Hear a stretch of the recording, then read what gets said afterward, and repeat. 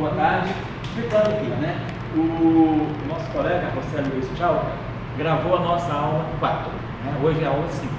E aí eu não sei, a gente sempre coloca os cursos, né, do Professor Global no YouTube. E aí, quando a aula 4 foi colocada no YouTube, pessoas assistiram e me escreveram dizendo se não tinha aula 1, 2 e 3. Nós não gravamos as aulas iniciais. Então eu combinei com o Tchau, que a gente se reunir, eu e ele só, né? Se alguém quiser vir, tudo bem. Vou fazer um condensado das aulas 1, 2 e 3, porque quem está longe e quer seguir o curso vai ter acesso ao que a gente fez antes, né? Então, só explicando também para quem pegar a aula 5, né? Pegar o curso já caminhando, eu vou fazer um condensado das aulas 1, 2 e 3. Então, a aula 4, dia 10 de abril, foi gravada semana passada, o Tchau colocou online, e agora nós estamos fazendo a aula número 5. Então, o que nós estamos estudando? Nós estamos estudando ainda, né, a eletrodinâmica de de Broglie e Proctor, né? Então, nessa eletrodinâmica de de Broglie e Proctor, a gente viu que o resultado que a diferencia do caso de Marx é a presença de um fóton massivo, né? Nós já tínhamos escrito nas aulas anteriores, né, sobretudo na aula 4, eu revisei as equações de campo, né, dos campos elétrico-magnéticos de de Broglie e Proctor, e tínhamos visto já que o papel desse psi, né, esse psi é o parâmetro que tem dimensão de comprimento a menos 1, então quer dizer, a dimensão do psi é comprimento a menos 1. Então, o que a gente fez foi, se a gente pegar esse psi, tem que 1 sobre psi, tem dimensão de comprimento, e a gente mostrou que esse 1 sobre psi, que tem dimensão de comprimento, ele está associado ao comprimento de onda de Compton, ao comprimento de onda de Compton do fóton. Então, a relação entre esse parâmetro psi e a massa do fóton é dada dessa forma. Então, 1 sobre psi tem dimensão de comprimento, e essa é a grandeza que é o comprimento de onda de Compton de uma partícula massiva. Então, essa é a distinção, quer dizer, é o interesse da eletrodinâmica de de Broglie e Proctor. E aí, na aula 4, nós derivamos, né, a equação, a partir das equações de campo, né, nós derivamos as equações relacionadas, né, à conservação da energia, a densidade de energia transportada pelo campo elétrico, campo de de Broglie e Proctor, e o vetor de Point. Então, o fato do fóton ser massivo, ele vai alterar a densidade de energia através desses dois termos aqui. Então, se a gente fizer psi igual a zero, a gente reconstitui máximo. Fazendo psi igual a zero, a gente reconstitui o vetor de Point. Então, isso aqui é a densidade de energia, né, do campo de de Broglie e Proctor. Então, o papel da massa do fóton está aqui. E no vetor de Point, o papel da massa do fóton está aqui, né? Lembrando também, né, da relação, o vetor de Point, quer dizer, isso aqui, o vetor essa grandeza aqui, né, é o vetor P. Isso aqui é uma densidade de energia, então, derivada temporal da densidade de energia. Então, isso aqui é Joule, da derivada temporal vem o segundo, e da densidade vem o metro cúbico. Então, essa grandeza, essa equação aqui, ela tem que ter dimensão de Joule por segundo metro cúbico. O vetor de Point que está aqui, então, essa divergência, ela tem dimensão de 1 sobre metro. Então, essa grandeza que está aqui, ela vai ter que ter dimensão de Joule por segundo metro quadrado, que é justamente a dimensão da intensidade, né? Aqui, energia por unidade de área, unidade de tempo, ou seja, potência por unidade de área, né? Então, é a dimensão do vetor de Point. E, se a gente quiser relacionar com a densidade de momento é quilograma metro por segundo. Isso é momento.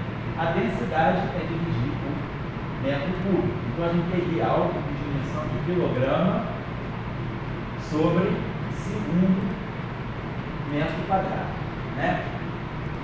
Então, lembrando que Joule é quilograma, então Joule, isso aqui é Joule, quilograma metro quadrado por segundo ao quadrado, isso é Joule, sobre segundo metro cúbico.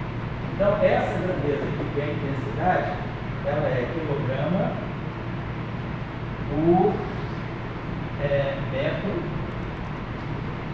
fica o metro do denominador, né?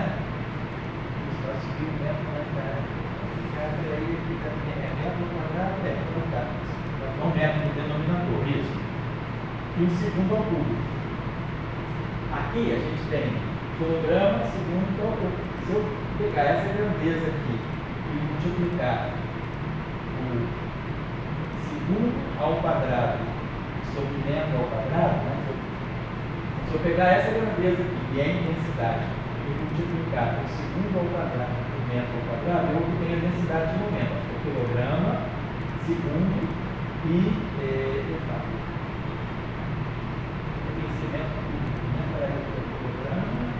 metro por segundo é o momento, né? Dividindo por metro cúbico é a densidade de momento. Então fica quilograma por segundo metro quadrado. Isso mesmo, né? Perfeito. Aqui eu tenho quilograma, metro quadrado por segundo quadrado, segundo. Então isso aqui é isso. Energia, quilograma, metro quadrado por segundo metro cúbico. Tá certo? Então, quilograma, aí aqui vai ficar embaixo metro, e aqui vai ficar segundo a terceira potência. Então, se eu multiplicar por segundo ao quadrado, eu pego o segundo aqui embaixo e tem 1 metro ao quadrado. Joule, quilograma, metro quadrado por segundo ao quadrado. Então, tem energia e marca. Isso aqui então é Joule, uma coisa no lugar errado. Isso aqui é Joule, isso aqui é intensidade. Joule por segundo metro ao quadrado. Que é metro ao quadrado. Joule por segundo metro ao quadrado. Isso aqui é o Pinterest no sobre ela. Eu estou vendo eu estava fazendo essa equação que tem essa divergência. Então esse 1 sobre metro vem dessa divergência. Agora, o que está aqui dentro do parênteses, que é a intensidade, tem que ser Joule por segundo metro ao quadrado. Então, isso aqui é a intensidade.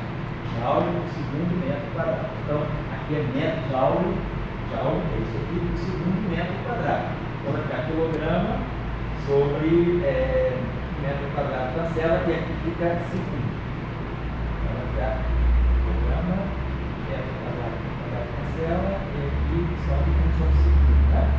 E aí, se eu multiplicar por segundo ao quadrado, segundo ao quadrado, aí se eu multiplicar por segundo ao quadrado sobre metro ao quadrado, eu ganho quilograma sobre segundo metro ao quadrado. Então, para eu passar a intensidade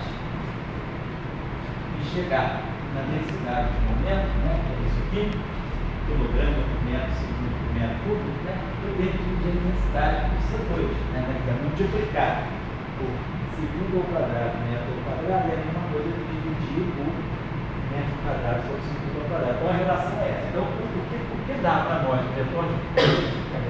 O vetor de Poynting está aqui. Então, o vetor de Poynting dá, deixa eu botar isso aqui já foi falado, o vetor de Poynting da radiação no eletromagnetismo que o De Broglie troca, né, tem essa contribuição. Então, você tem o vetor de Poynting e cujo módulo, como a gente sabe, né, ele dá a intensidade. Potência por unidade de área. E aí, se a gente dividir essa intensidade por C2, eu vou ter a densidade de momento. Então, a densidade de momento da onda, isso aqui é a densidade de momento, né? Quilograma, metro por segundo, sobre metro da densidade de momento. Então, essa densidade aqui, ela vai ter que ser, na verdade, ela é 1 sobre C2 da intensidade, o vetor de Poynting. Então, isso aqui vai ser 1 sobre C2 e o vetor de Poynting, então, nós temos aqui, vetorial B sobre M0, esse aqui é o caso puramente maxwelliano, mais Si, Φ, A, sobre M0. Claro que eu posso também simplificar 1 sobre C2 é M0 ε0, então se quiser eu posso cancelar esse M0 e sobrar um ε0 aqui, quer dizer, 1 sobre C2 M0, né? É o ε0 mais necessário. Vamos deixar assim, então, o que nós temos que fazer? O que nós estamos querendo computar? Nós queremos computar a força de Lorentz. Então, o que é a força de Lorentz? A força de Lorentz, como a gente sabe, no caso, uma partícula, né? Carga Q. Quando eu tenho uma partícula com carga Q, sujeita a um campo eletromagnético externo, ela vai sofrer a força que a gente chama de força elétrica ou força coulombiana e a força de Lorentz propriamente dita, né? Que é QV seria a corrente, né? A partícula com uma certa velocidade, ela vai gerar uma corrente, J. Também, que é J vetorial V, é a força eletromagnética total sobre a partícula. Então, a partícula recebe uma onda eletromagnética e ela vai ser sujeita a essa força. Agora, a gente está falando, né, de uma outra onda, onde a gente tem os potenciais filiares. Então, os potenciais, então, isso é uma coisa importante. No caso de de Broglie-Proca, o fundamental são os potenciais, não são os campos. Né? Porque os campos, claro, são deriváveis dos potenciais. Então, para ter menos gradiente de φ, menos dA dt. O campo magnético, dA, é rotacional de A. Agora, os potenciais, no caso de Maxwell, se a gente observar, apagando si, os potenciais não aparecem, só aparecem os campos. Né?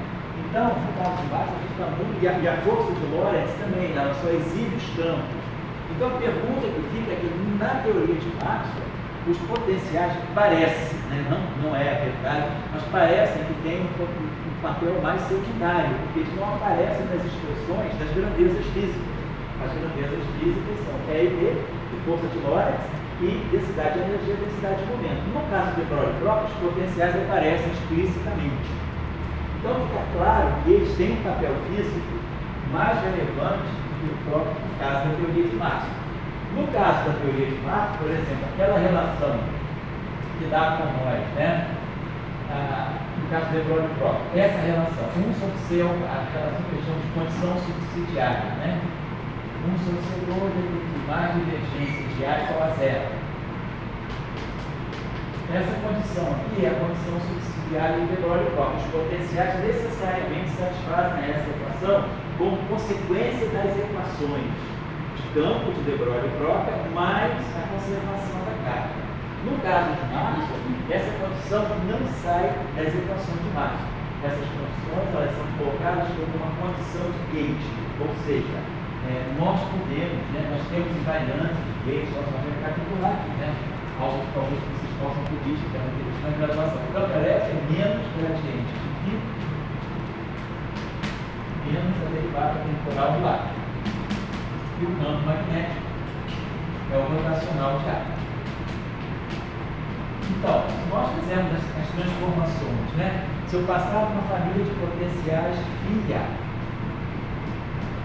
uma família de potenciais φ', potenciais diferentes, mas tais que esse potencial φ' seja φ menos a derivada temporal de uma função alfa. E o A', o potencial, vamos dizer mais aqui, né? Potencial A menos o gradiente de alfa. Por exemplo, se eu passar desses potenciais para esse potencial, eu vou substituir. Vamos efetuar, então, eu vou dar uma família de potenciais de I. Menos no campo elétrico novo vai ser menos o gradiente de φ', menos a derivada temporal do A'. Então, o magnético novo vai ser rotacional. Eu vou passar de uma família de potenciais para uma outra família de potenciais. E aí, claro, tem novos campos, né? Em si. Mas, se a relação entre φ' e a linha, entre φ' e φ, a linha for essa aqui, quando eu substituir aqui, ó, vai ficar gradiente, isso aqui vai ficar menos gradiente de φ. Substituir essas transformações aqui. Então vai ficar menos gradiente de φ. Vai entrar aqui menos a derivada temporal do gradiente de alfa. E aqui vai ficar menos dt, aqui vai ficar menos dt do A. Substituir essa linha aqui, vai ficar o mais dt do gradiente de alfa. Então esse termo vai ser esse. Então quando eu substituir esses potenciais aqui, eu vou ter o mesmo campo elétrico. E claro, se eu substituir a linha, vai ficar rotacional de A menos rotacional do gradiente, que é zero, então eu teria igual a B. Então, essas transformações me dizem que eu posso passar de uma família de potenciais para outra família de potenciais, ou para outras até. Eu posso agora pegar, por exemplo, um φ 2' e vai ser, por exemplo, fininha mais a derivada temporal de uma função beta. E o A com as linhas vai ser o A' menos o gradiente de uma função beta. A mesma coisa vai acontecer. Quando eu substituir isso tudo aqui, esses termos aqui vão se cancelar, então E igual a E' igual a E com as linhas. D igual a B', B igual a D'. Então eu posso ter uma infinidade de famílias, uma família, né? Uma infinidade de potenciais diversos, né? Mas desde que os novos e os antigos se relacionem dessa forma.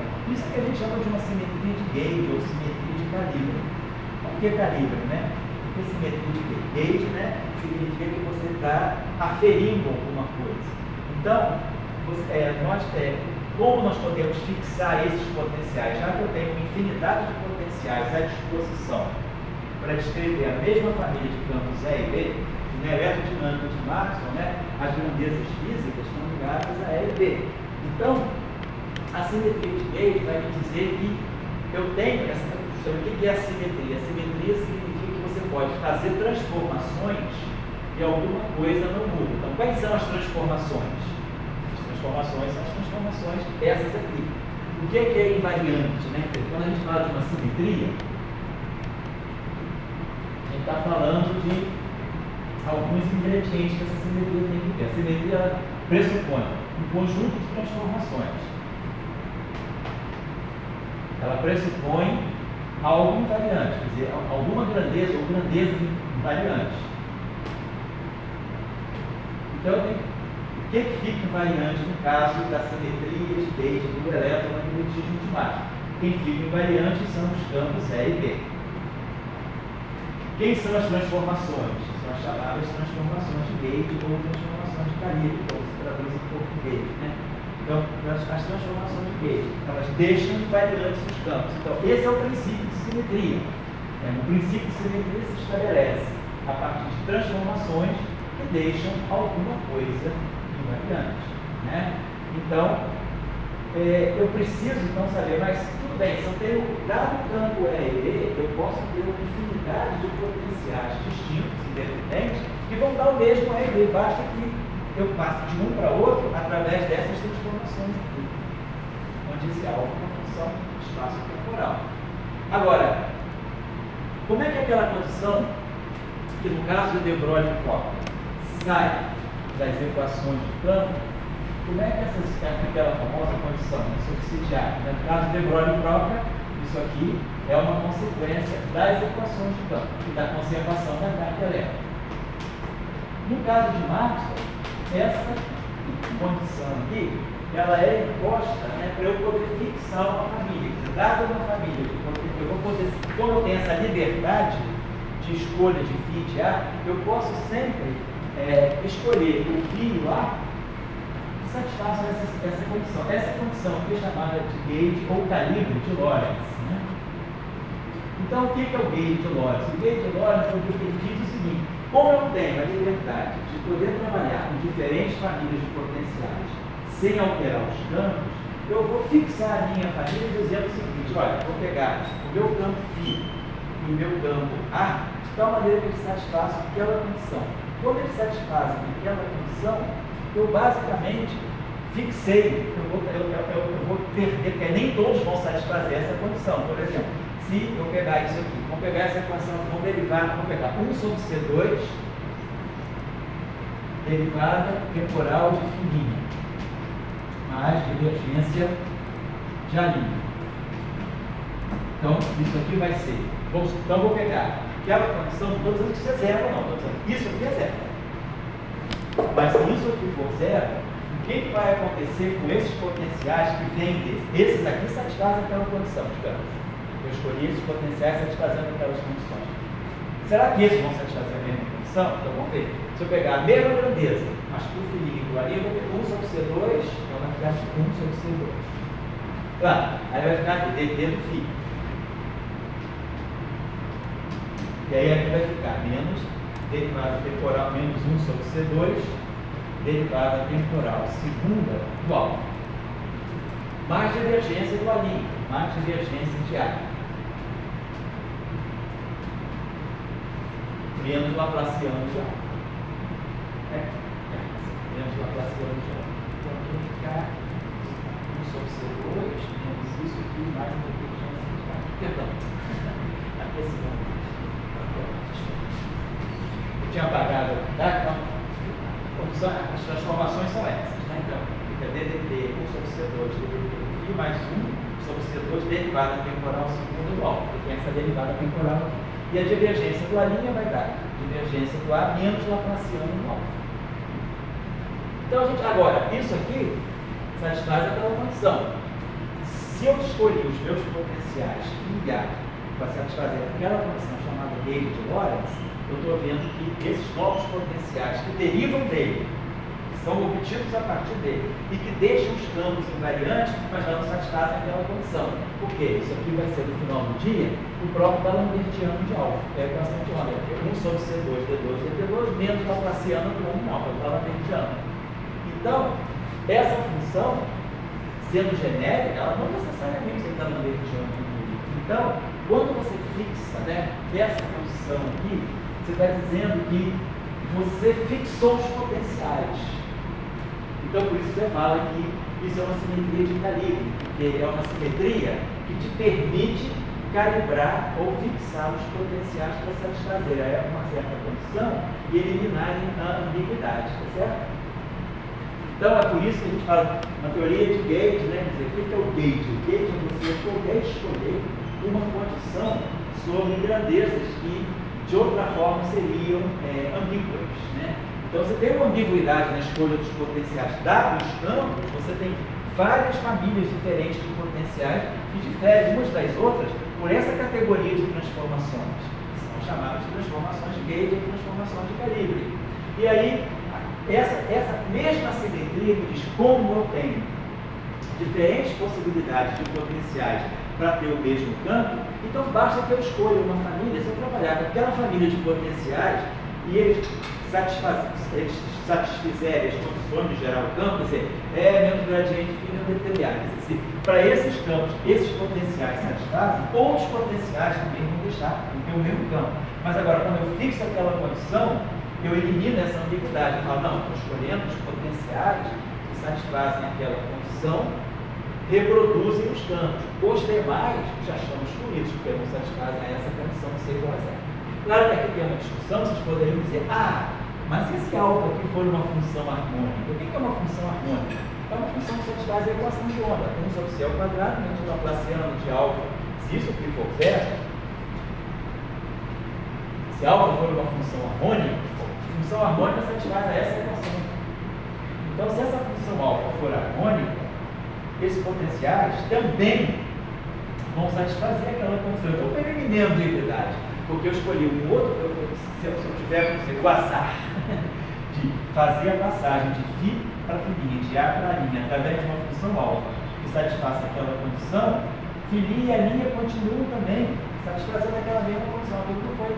Não me fixou a família, porque eu tenho uma outra família que é diferente da primeira, gera os mesmos campos e satisfaz a mesma condição. Então, isso aí é um problema mais delicado, mas que é resolvido. Eu não vou entrar nesse detalhe no momento, né? Mas assim, é só para vocês saberem exatamente o que se fala. Teoria de gauge, teoria de gauge, teoria de gauge. Todas as interações fundamentais são descritas por teoria de gauge. O eletromagnetismo é a teoria de gauge mais simples. Depois nós temos a teoria eletrofrágil, na teoria de gauge não abeliana. A QCD, a teoria de gauge não abeliana.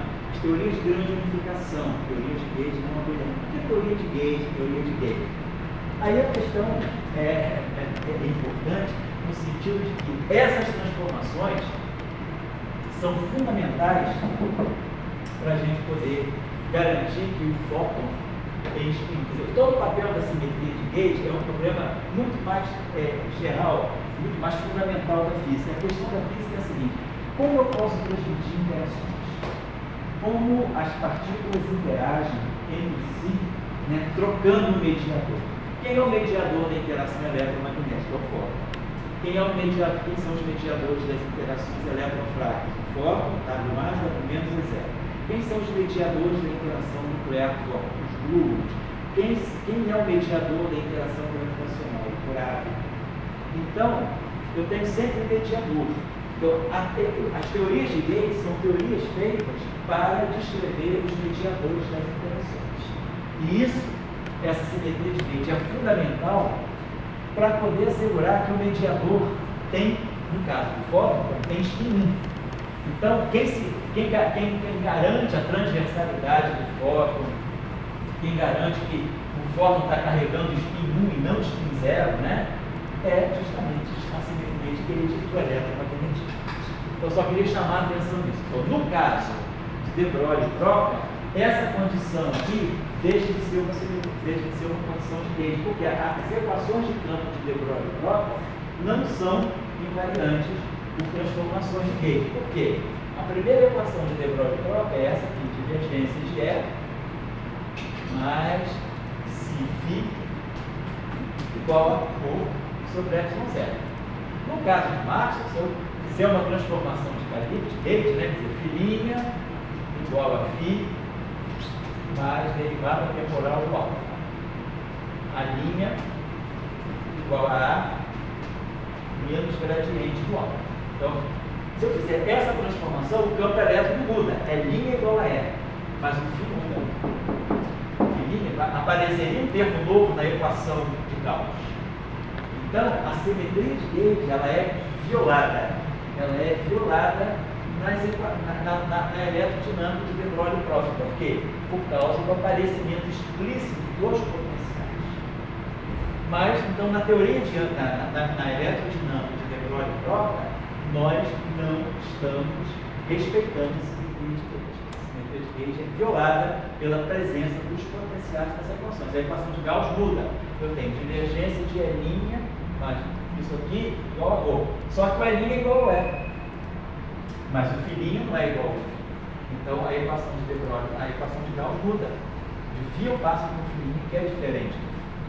Então no de Broglie troca eu não estou preocupado com simetria de Gauge, porém essa condição aqui ela aparece naturalmente como uma condição dinâmica. Ela vem das equações de campo, como nós já vimos visto lá no início das primeiras aulas.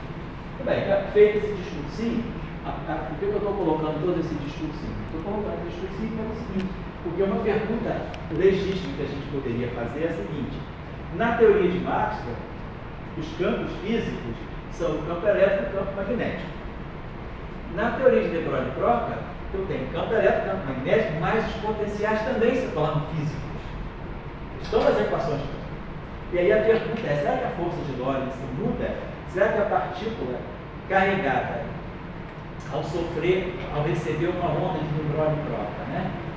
Será que a força de Lorentz vai envolver, quer dizer, o potencial, claro, está dentro do campo elétrico, mas será que eu vou ter uma contribuição extra para a força que vem dos potenciais? Aqui aparece uma contribuição explícita nos potenciais da energia, uma contribuição explícita nos potenciais no vetor de Poynting, que é a densidade de momento. Então a gente pergunta, será que a força de Lorentz ela vai apresentar uma dependência nos potenciais ou ela vai continuar só no aparelho?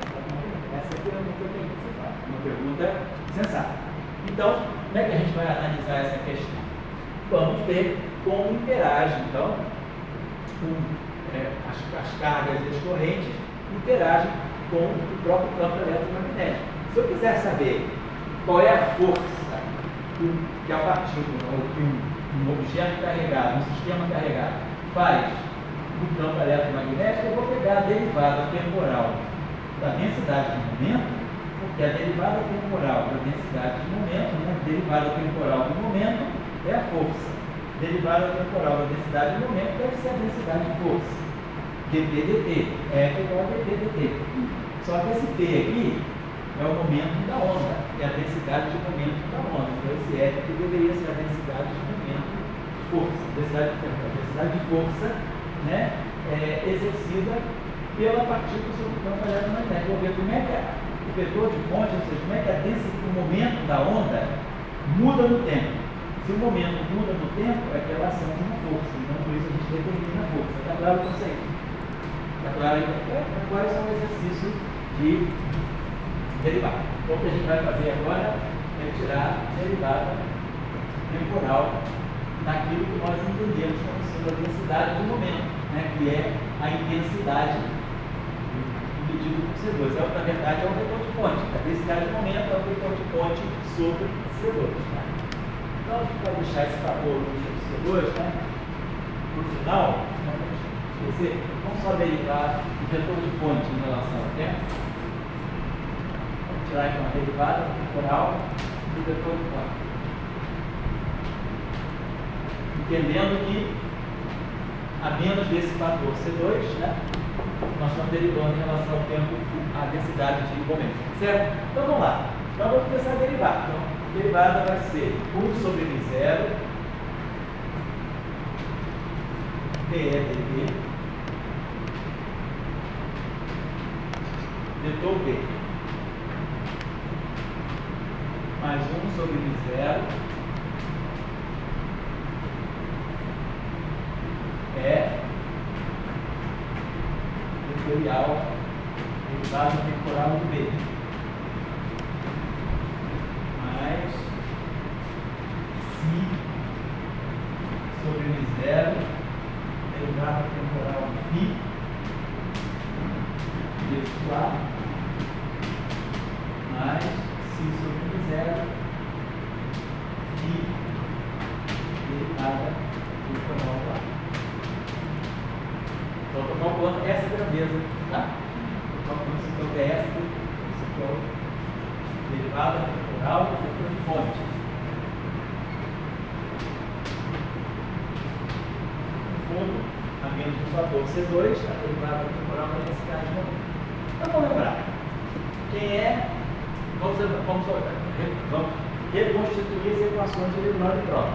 Rotacional de B, vamos lembrar, rotacional de B mais si potencial vetor A é 1 sobre C2, né? O 0 ε0, derivado corrente de deslocamento, né? Mais de 0 J. Eu preciso colocar a corrente, eu quero ver como é que essa corrente vai interagir com o campo eletromagnético. Então, está lá, rotacional de B, então vamos substituir isso aqui, ó. M0, ε0, ou seja, é dt. Então, você pergunta, como nós temos isso em dois, né? Então, derivada temporal do campo elétrico vai ser C2, esse primeiro termo vai ficar 1 sobre I0. Vamos fazer o seguinte, ó, tem esse 1 sobre I0, tem 1 sobre I0, tem 1 sobre I0, tem esse 1 sobre I0. Então, no fundo, eu estou calculando, vou tirar esse I0 daqui, vou jogar ele para cá. Nós estamos calculando, então, I0 vezes a derivada temporal do vetor de ponte. Vou tirar esse I0 daqui. Vamos ficar carregando esse I0 toda vez.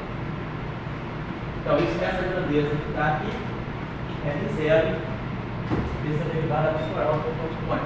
No final, tem que dividir por C2, né? Para poder tirar, né? Lembrando que esse cara que está aqui ele é vetor de ponte e ele é C2, né? Vezes a densidade de momento. Lembrando que isso aqui é C2 vezes a densidade de momento.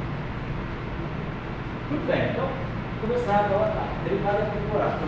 C2 rotacional de B. C2 rotacional de B vetorial B. Tá? Mais C2 de si. Tá? C2, né? A. Vetorial B.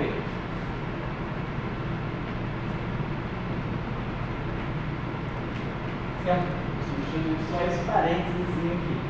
Então vai ficar rotacional de B vetorial B, si A vetorial B e menos I0 J vetorial B. Então eu só fiz essa primeira substituição, tá? Usando essa derivada temporal do campo elétrico fixada, dada pela equação de Ampère-Marx. Então, ficar tudo vetorial C2, aí aqui também, C2 de 0 J vetorial.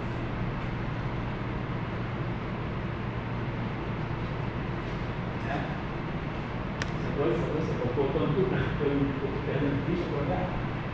C2 rotacional do vetorial B, mais C2 rotacional do vetorial B, menos C2 e 0 J vetorial. Esse é o primeiro termo, tá? Para a gente não perder de vista. Tá? Então, isso aqui, isso aqui. Agora vamos fazer E vetorial. Equação de Faraday-Lenz. Portanto, é derivada temporal do campo magnético, é menos rotacional do campo elétrico. Menos é vetorial rotacional do campo elétrico. Então, isso aqui vai ser. Então, usando aqui na termática. Esse tema aqui é essa modificação, mas vou botar aqui, né? Derivada temporal de φ vezes A mais φ derivada temporal. Estou perguntando se o está um pouquinho. Está dando essas copiadinhas que a gente está tentando elegir? Então, pessoal, nós temos aqui são. Então, só, eu não vou mais escrever isso aqui. Claro, estou trabalhando só o lado esquerdo, desenvolvendo só o lado esquerdo, nós vamos fazer tudo para chegar a isso aqui no final do dia. Tirar uma expressão para isso, derivada temporal do vetor de ponte. Então, eu estou querendo obter uma equação de continuidade. Então, uma equação de continuidade, né, ela tem sempre essa estrutura: derivada temporal de uma grandeza, G, mais a divergência uma outra grandeza que eu posso chamar de H, quer dizer, é igual a zero ou não, vamos dizer, é igual a uma certa grandeza que eu posso chamar de L, né? Então, tá, se houver uma conservação, esse L é zero. Se houver alguma troca, né, com um sistema externo, a equação de conservação, essa equação de continuidade não está mais escrevendo a equação de conservação, está dando uma equação de continuidade, mas não conservada, se o L for diferente de zero. Então tem que ver tudo que é derivada temporal, né? E tentar transformar todas essas grandezas, tentar transformar essa grandeza aí, né? Que eu estou desenvolvendo tudo ali, e tentar ver como é que eu posso escrever essa grandeza em função de divergência. Ou eu tenho que ter alguma estrutura de divergência. Então, aqui tem rotacional. Aqui tem um rotacional aqui dentro, aqui tem um rotacional. Então vamos tentar ver o que a gente pode fazer. Então, por exemplo, DDT de φ eu posso transformar na divergência de A. Vocês estão lembrados que vou pegar aqui esse termo aqui. Lembrado que 1 sobre C ao quadrado, derivada temporal de φ, mais a divergência de A, isso aqui é igual a zero. Então, por exemplo, eu posso substituir essa derivada temporal, então vamos deixar assim por enquanto. Depois a gente vê o que a gente pode fazer. Vamos deixar assim. Então, vamos trabalhar primeiro isso aqui. Como é que eu escrevo essa grandeza aqui? Rotacional de D vetorial B. Né? Eu tenho A vetorial, a estrutura dessa carga, depois essa aqui. Então, vamos ver, a gente tem uma estrutura que é essa aqui, ó. O rotacional de um vetor vetorial, vetor rotacional, o vetor rotacional, vetor. Vamos fazer o seguinte, vamos escrever esse aqui como mais rotacional de E vetorial. Vamos colocar o mesmo padrão. Rotacional de E vetorial. Então vamos lembrar de uma outra coisa aqui. Eu estou tirando a iésima componente, estou fazendo essa equação da equação vetorial. Então, eu vou ver componente a componente. Vamos pegar a iésima componente do vetor de ponte. Iésima componente assim. Então, se eu quiser pegar a componente I desse cara aqui, nós vamos desenvolver essa expressão aqui. Como é que fica a iésima componente de uma expressão que tem essa estrutura? Rotacional de B, vetorial B. Tudo isso aqui eu quero pegar a componente I desse vetor no final. Vetor vezes o vetor, dando outro vetor, tendo a componente I. Claro, depois é só aplicar a mesma coisa para o campo elétrico, né? Então vamos lá. E essa componente do produto vetorial vai ter a forma epsilon I J kappa. Esse K aí vai ter a derivada J da componente K desse kappa. Então, pegamos esse produto vetorial. Então, o componente vai ser aqui JK, componente J desse cara, rotacional de B, rotacional de B é componente J e B componente K. Né? Então, isso aqui. Configuei a iésima componente do produto vetorial. Agora eu vou pegar a Jésima componente do rotacional. Vai ficar FIJK. Quem é Jésima componente do rotacional? É J, vamos dizer, NN, derivada N da componente de N. Então isso aqui é a Jésima componente desse produto vetorial. E aqui o BK. Então eu tenho confronto de dois épsilon, né? Vamos colocar esse J trocado em K. I, KJ. Devido à antissimetria, ganho sinal. E aí nós sabemos uma expressão para isso aqui. A contração de dois leves eu posso escrever em função de delta de crônico. Então vai ter um sinal menos, e aí vamos ter delta de I, M, delta de K, I, menos delta de IN, delta de KN. Tudo isso atuando aqui. BN, BN, BK. Então, estou fazendo esse produto, né? Então, esse termo aqui vai ficar delta de IN. O N vai ficar I. Esse primeiro termo vai ficar para cá. Fazendo a moda área da direita para a esquerda, nós vamos lá. DN vai ficar menos DI. Então, primeiro vai ficar menos DI. E o K vai concentrar com o N. Então vai ficar menos DI, o N vai virar K. Então vai ficar menos, o N vira I e o N vira K. Então menos DI, BK, BK. E depois o outro termo. Nesse caso aqui é o N que vai virar I e o K vai virar N. Então vai ficar DN, DN. E da componente DI. Então vai ficar mais DN, esse N, o N vai virar K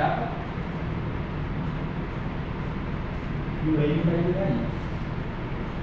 BK, DI, atuando. Então essa é a expressão. Essa expressão aqui, para a iésima componente desse produto vetorial é rotacional do campo. O próprio campo vai ficar menos DI, BK, BK, menos DI, BK, esse próprio BK, e mais BK, DI, BK. Para indicar a identidade, né? Que vai valer, claro, para a expressão também do campo elétrico. Mas só, como é que a gente chama isso? É cálculo vetorial, né? Cálculo vetorial, só isso. Então, esse termo aqui está resolvido. Esse termo também, pelo fundo, é B, é rotacional de A. Então, é A vetorial rotacional de A. Então, a gente vai ter esse termo. Vamos colocar esse termo aqui, é esse aqui. O A vetor B, já está meio. Nossa, deixa eu fazer uma coisa. Vou até assim.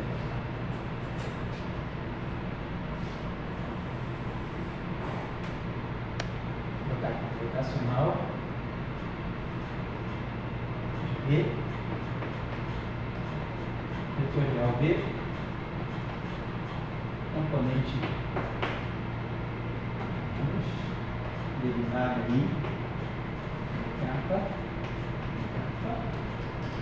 mais derivada capa, DI, BK.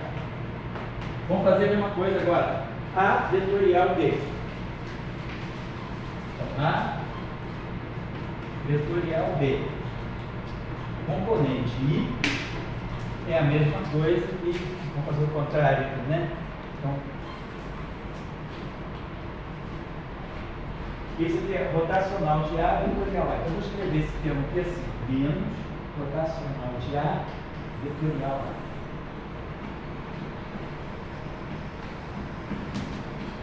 A. Tá? Esse termo aqui era esse termo, era B, era A vetorial B, mais A vetorial B. Eu joguei B rotacional de A. Troquei a ordem dos fatores do produto vetorial, troco o sinal. Então, rotacional de A. Então, B vetorial A componente I é igual a rotacional de A vetorial A componente I.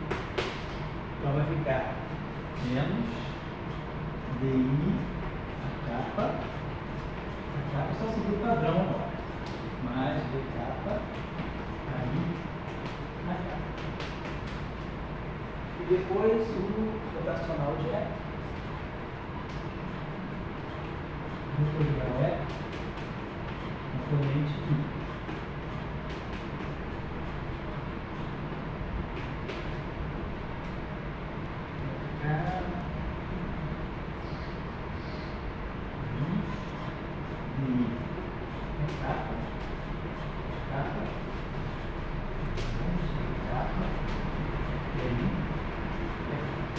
Só colocando as duas identidades aqui, que a gente vai estar fazendo uma delas aqui, né?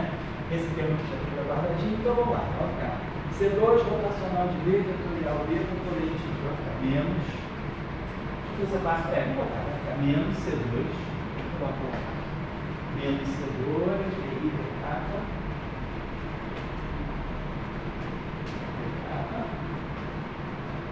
mais C2, D capa, DI, D capa, mais C2, D capa, DI. Tá? Só fazendo esse cálculo aqui, só substituir. Tá? Agora a mesma coisa aqui, menos C2. E aí quando eu pegar o primeiro termo, esse primeiro termo vai ficar positivo. Vai ficar mais C2. Daí a capa.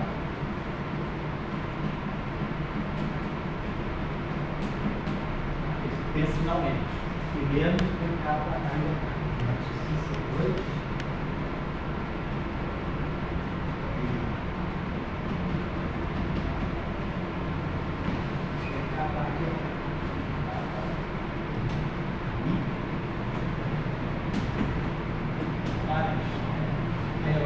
Menos C2 zero, joga C também.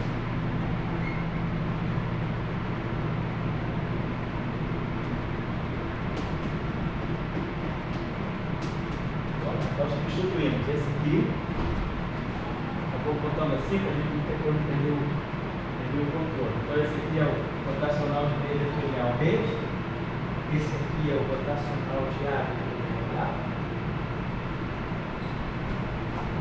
E aquele ali é o menos C2 zero, joga. Agora vamos colocar o rotacional de A vetorial E. Então vai ficar mais DI capa menos D capa DI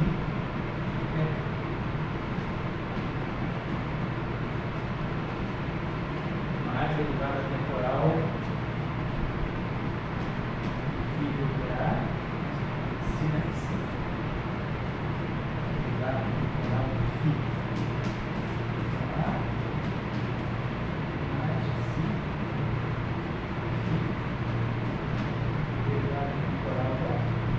lembrando que nós estamos fazendo, nós estamos desenvolvendo esse termo, só o lado esquerdo dessa equação. Tudo isso, no final do dia, é igual a zero, derivada temporal da quantidade.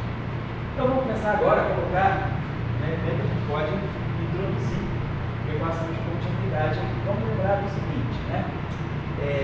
Esse termo aqui, esses termos aqui, eu teria que colocar sobre aquela forma de sempre aquilo que nós fizemos para derivar o tensor de energia momento. Para criar uma equação de continuidade, eu teria que ter a derivada do âmbito todo mundo. Então, esse termo aqui, eu posso escrever assim, vou pensar só nesse termo por enquanto. DI, DK, DK, na verdade, o que eu fiz aqui é o campo vezes a sua derivada.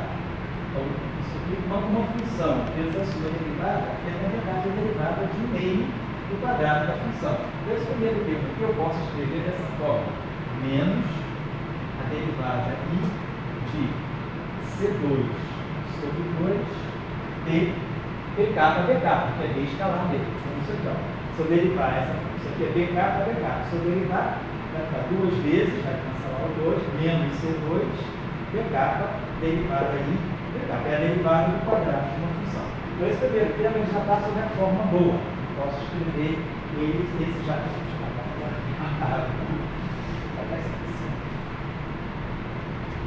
espero que tenha copiado tudo certo, senão já era.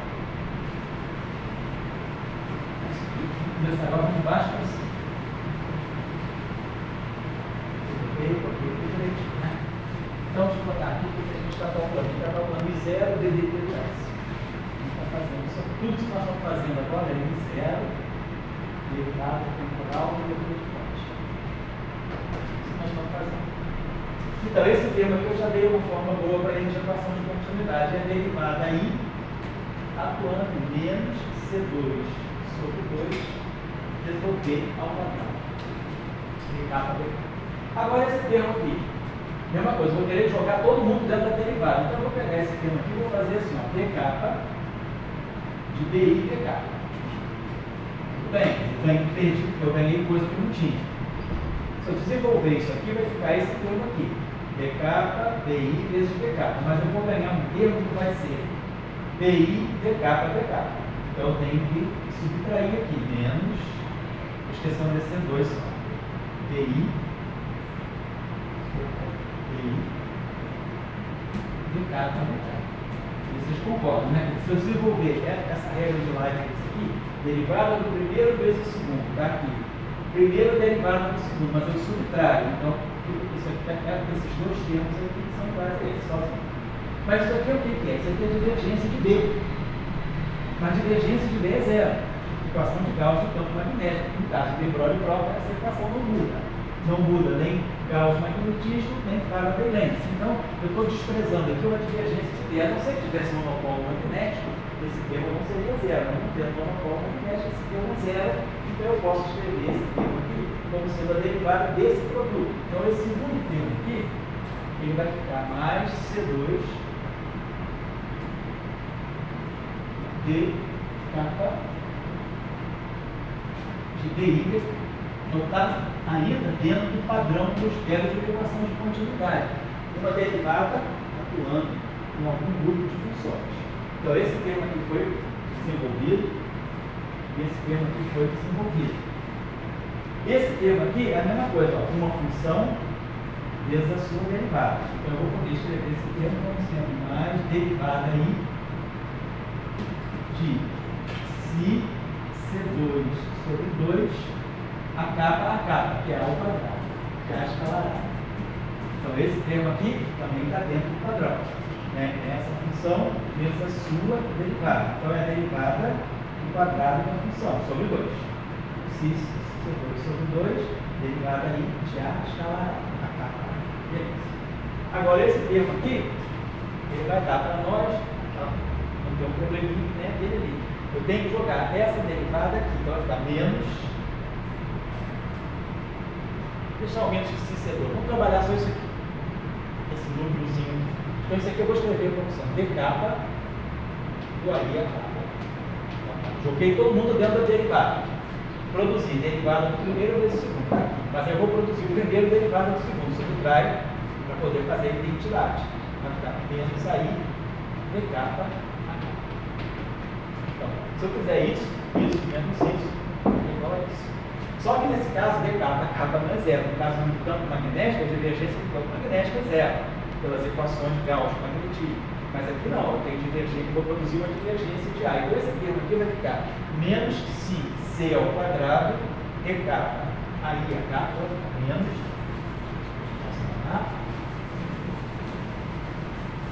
menos si C ao quadrado, dk, aí,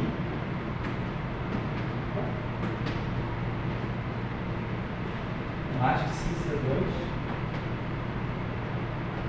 aí, divergência de A. Esse é escreveram mais. Beleza. Aí agora temos esse termo aqui, né?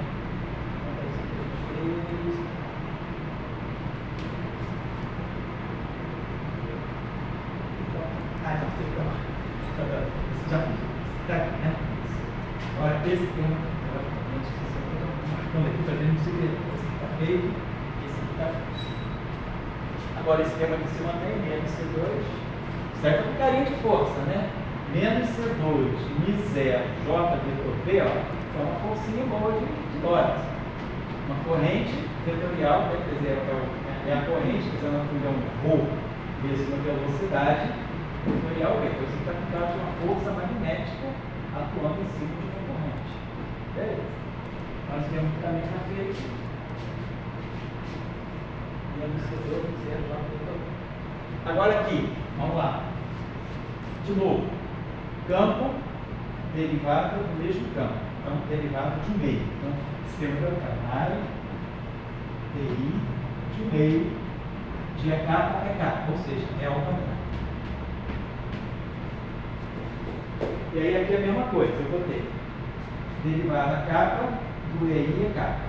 Mas aí eu vou ter que subtrair a divergência do E, né? Agora vamos fazer a derivada componente K e produto EI e EK. Então, a derivada do primeiro vezes o segundo. Está aqui, menos o primeiro, derivada do segundo, que é a divergência de K para K, que é a divergência de E.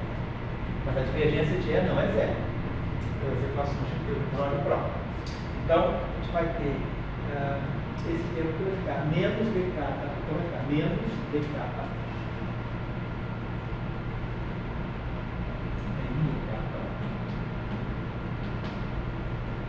mais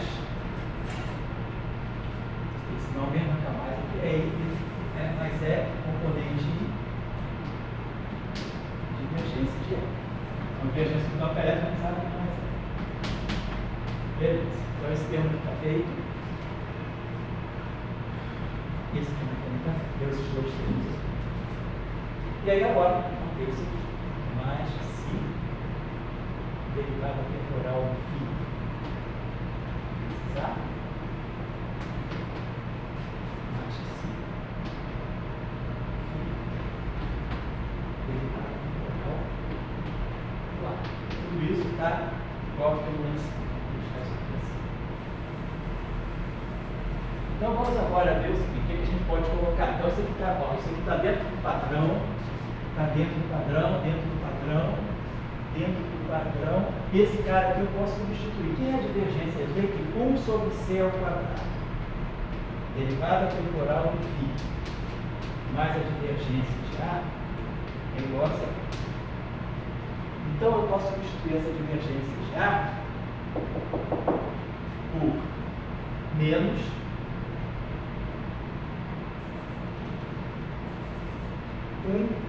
sobre C ao quadrado, né? Então vai ficar, a divergência já é menos 1 sobre C, vai ficar menos 1 sobre C ao quadrado, derivada temporal do φ, vezes si, C2, vocês vai dar pena substituir esse, ou aí, vamos fazer o seguinte, vai pagar isso aqui. Bom, aqui, olha só, vamos só uma coisinha só. Quando eu estou calculando a componente I, boto a componente I aqui e componente I. Já tirei a flechinha e botei a componente, né? Então tá. Vamos fazer o seguinte, vamos usar essa condição aqui, ó. Então a gente estava lá, 1 sobre C ao quadrado. Derivada temporal do φ. Mais divergência de A igual a zero. Condição subsidiária que sai das equações de de Broglie isso é automático. Então eu posso substituir a derivada temporal φ por menos C2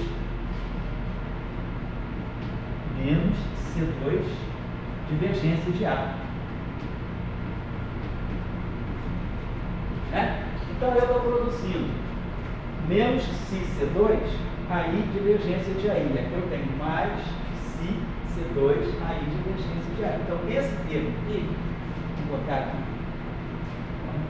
na nuvem. Uma nuvenzinha, e aqui esses dois termos aqui vão se cancelar.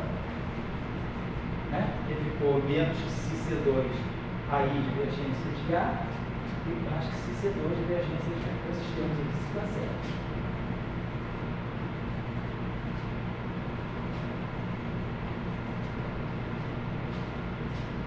Então, esse termo aqui, esse termo estava me dando um probleminha, porque não estava no padrão, ele foi fora. Esse termo aqui está no padrão, esse aqui não tem, vamos ver, vai dar alguma força. Esse aqui não está no padrão, não tem uma derivada atuando em tudo, mas eu sei substituir a divergência de E. Divergência de E, depois das equações de de Broglie e Broca, né? Divergência de E. Mais que se φ igual a ρ sobre ε0. Então a gente pode substituir a divergência de E por menos si φ mais ρ sobre ε0, né? Substituir essa divergência de E aí, né? Por menos si φ vezes mais ρ sobre ε0. Então, vou fazer uma coisa aqui, deixa eu ver o que eu posso fazer para não sobrecarregar. Vamos substituir esse termo aqui, então vai ficar assim. Vai ficar menos si e quiésima componente do campo elétrico vezes φ. Esse termo aqui, divergência de E, vai ficar menos que si φ, mantém o E, e mais ρ sobre ε0 é I. Então, eu vou substituir esse termo aqui, a divergência de E, por menos que si φ mais ρ sobre ε0. Jogo ali. Então, eu vou apagar aquilo que está ali e vou colocar menos que si é I φ.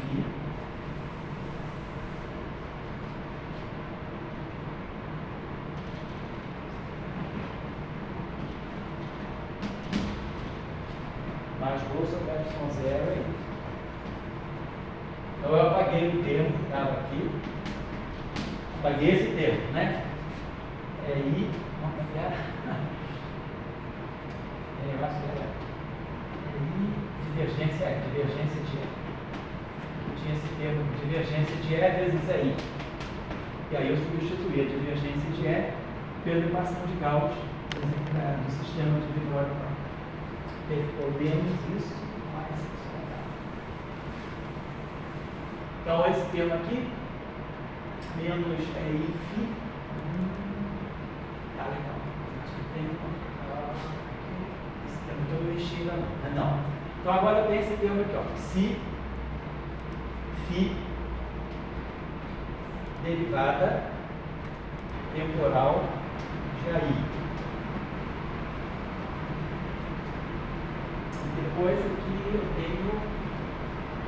tenho mais si. Esse termo aqui está passado por esse, né? Si φ derivada. Não, esse termo aqui está. Eu estou copiando daqui. Está copiado. Esse termo aqui, né? Quer dizer, essa linha daqui de baixo, já foi toda usada. Não é nada, eu estou tendo que mexer nessas duas linhas aqui. Então, esse termo que ficou, esse termo aqui ficou I φ. Tá? Então, aqui eu tenho esse φ aqui, tá? Então, tá. Então, eu tenho aqui menos si é I φ. Mas vamos substituir o campo elétrico. Quem é o campo elétrico? É menos gradiente de φ, então vai ficar mais si gradiente de φ vezes φ. Esse termo eu estou substituindo aqui o campo elétrico pela definição de termos exponenciais e menos derivada temporal do A, campo elétrico é menos gradiente de φ, então vai ficar mais si gradiente de φ vezes φ mais si derivada temporal do AI vezes φ. Substituir o campo elétrico pela sua definição de termos potenciais, menos gradiente, menos derivada temporal do A. Então, esse termo aqui deu mais si derivada temporal, esse termo aqui é menos isso, menos si campo elétrico vai ficar mais a derivada temporal do AI vetorial vezes φ. Aí esse termo aqui é φ gradiente de φ. Então, deixa eu ver só.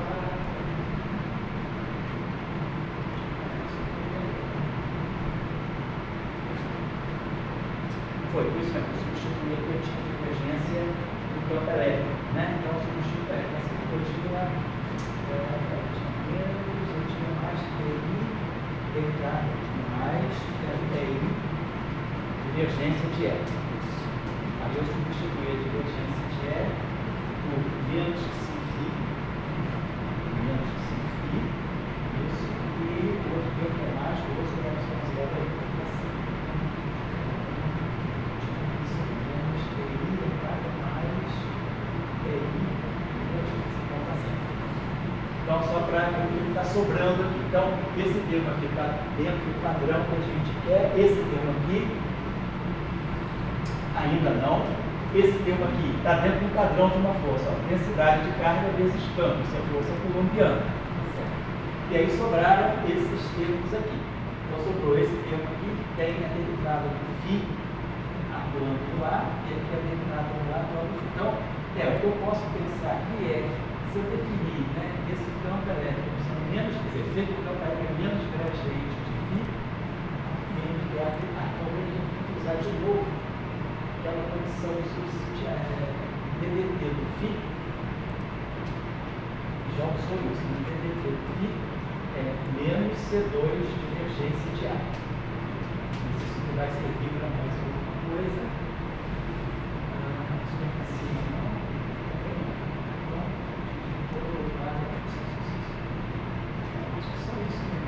Os termos que sobraram, a única coisa que eu não estou gostando é esse termo aqui está bom, junto com esse termo aqui que está bom. Esses termos aqui estão todos dentro do padrão, agora sobrou esse termo aqui, com esse termo aqui, com esse termo que a gente tem que tentar dar conta. A derivada, quer dizer, então, aquele termo lá está dando mais derivada temporal lá, vezes então, achando que talvez tivesse que ter algum cancelamento aí. Posso ter perdido algum sinal, deixa eu ver aqui, daqui para cá, derivei aqui, tá certo, o que a gente derivou foi, isso aqui é normal, se derivada temporal φ A mais φ derivada temporal lá, esses termos aí estão perfeitos, né? Esse aí aquele ali se cancelou com aquele ali assim. Tá certo. Aí sobrou só esse termo aqui. Φ derivada temporal lá. Esse termo aqui não tem. Esse termo aqui cancelou com esse eu coloquei. Desculpa, tá? Eu já falei, esse termo aqui derivada temporal do φ vezes A cancela com esse termo aqui que a gente se envolveu, porque esse termo aqui não tem. Eu peguei ele quando ele já deveria ter sido cancelado, né? E aí ficou esse termo aqui, mais φ, agora que derivada temporal do lado. O que é essa derivada temporal do lado? Eu posso substituir por uma divergência, né? Derivada temporal. Então, posso jogar tudo aqui dentro, derivada. Vamos ver se a gente faz o seguinte: eu boto tudo dentro, derivada temporal. Eu posso tentar fazer isso aqui, ó. Derivada temporal por si, A menos si derivada temporal do φ vezes A. Poderia fazer isso aí. Aí a derivada temporal do φ eu converto na divergência de A. Divergência de A vezes A. Esse termo aqui, ele vai si φ A. Esse aqui não tem destino, né? Ele não vai mudar nenhum. Eu tenho porque a derivada temporal já está do lado esquerdo, né? Então, se eu trouxer, né, o vetor de ponte, né, que já está completo lá, né? Eu deveria ter o vetor de ponte livre, né? Para poder jogar a derivada temporal do vetor de ponte. Esses termos aqui, que são todos com divergência, eu posso compactar tudo numa coisa só. O termo aqui que está lhe dando uma expressão tipo força, só não estou gostando desse termo aqui. É difícil achar o erro, você não vai ver, não. Deixa eu ver se eu consigo botar aqui, se a gente consegue fazer alguma transformação, pode ser que esteja ok, e eu tenho que ver o que eu posso fazer. Então, esse termo aqui, que é φ derivada temporal lá, sobrou, eu posso escrever isso tudo aqui como uma derivada temporal única, claro. Lá em cima a gente tem φ, né? Lá a gente tem aquele termo que está dentro do vetor de ponte, né? Tem essa derivada temporal que já está dentro do vetor de ponte. E esse termo aqui eu posso colocar uma divergência de A, vai ficar a divergência de A, vou procurar o A, já está envolvida aqui.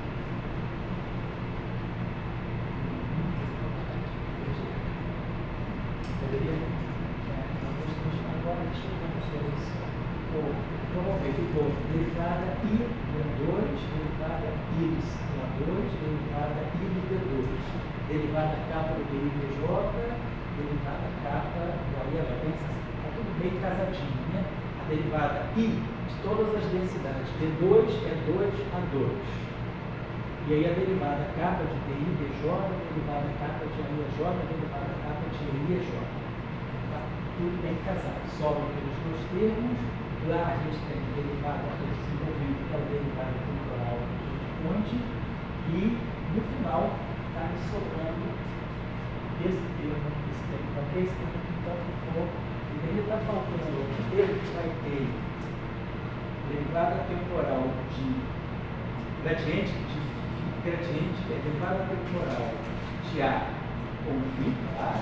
E o gradiente de φ com φ. Gradiente, alguma coisa com φ ao pé.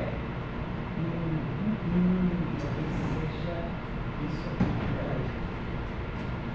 Porque vocês estão vendo o seguinte: a gente tem a derivada I atuando em todos os quadrados. Então deveria ter uma derivada I também atuando no φ2. Então deixa eu apagar isso aqui. Vamos olhar esse termo aqui. Então esse termo vai ficar menos que φ, gradiente de φ. Quem é o gradiente de φ?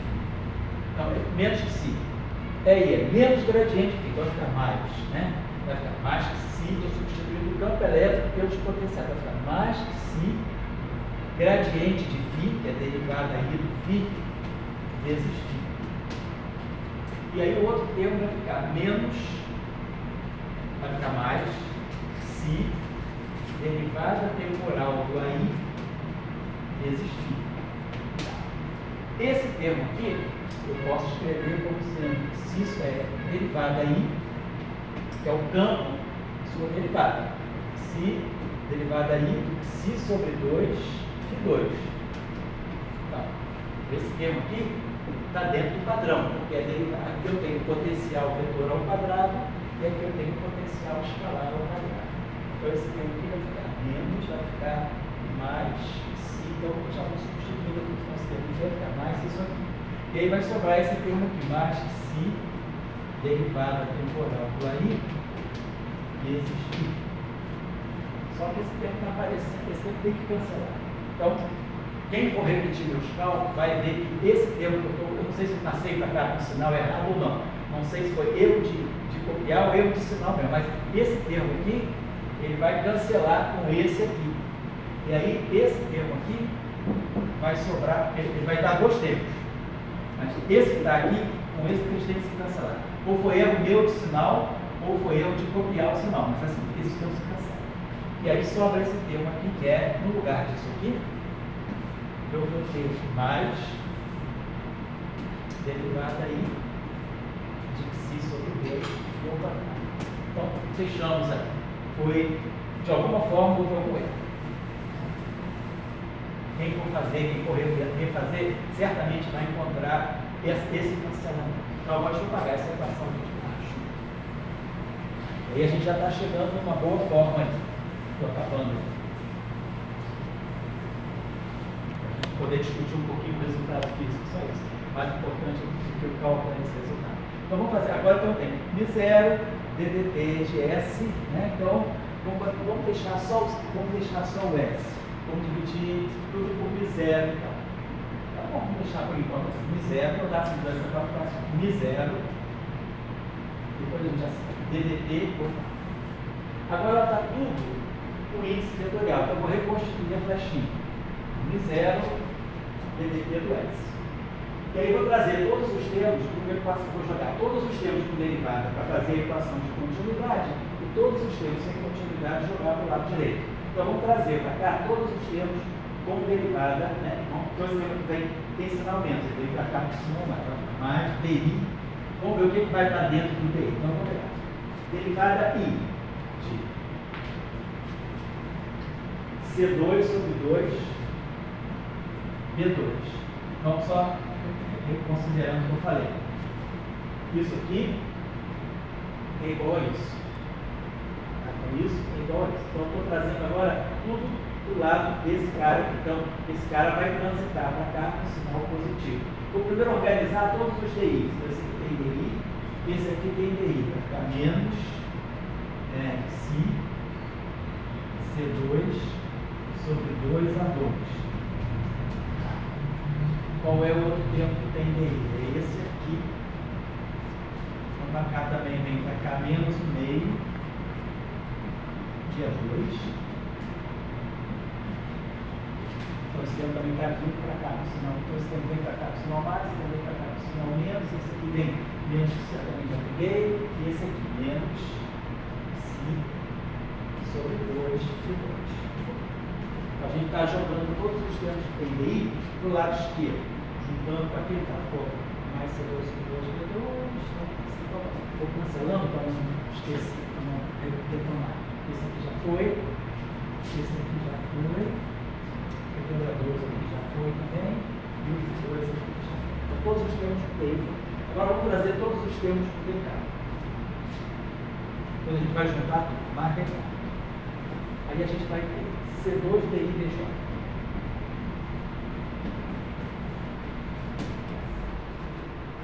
Depois o próximo tem um sinal menos. Aí o próximo vem mais Si C2.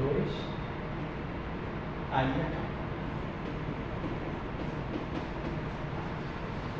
Esse aqui já foi também. Depois vem esse termo aqui mais DK.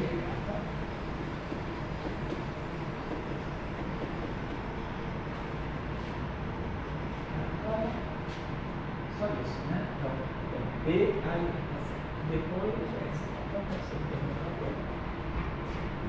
Capa, C2, vai estar com sinal mais, tá certo? Uma capa e o termo INE. Então, esse termo. Isso. E isso aqui está vindo do lado, então, vou deixar do lado direito agora. Vou sobre Y0 por aí. E isso aqui já está do lado direito. Menos C2. Não estou gostando desse mesmo. Isso aí vai certamente vai ter que ser corrigido. Mas tudo bem. O importante é vocês verem, fazer e acertar.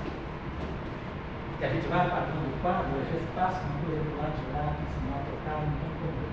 Mas quem está seguindo a aula filmada ou copiando, pode refazer. Mas o que a gente está obtendo é isso aqui. Então eu trouxe tudo aqui para o lado, tudo para um lado só. E esses aqui eu não precisei trazer de lado, esse aqui já estava do lado certo. Deixei ele do lado de cá, joguei tudo que tem derivado do lado esquerdo.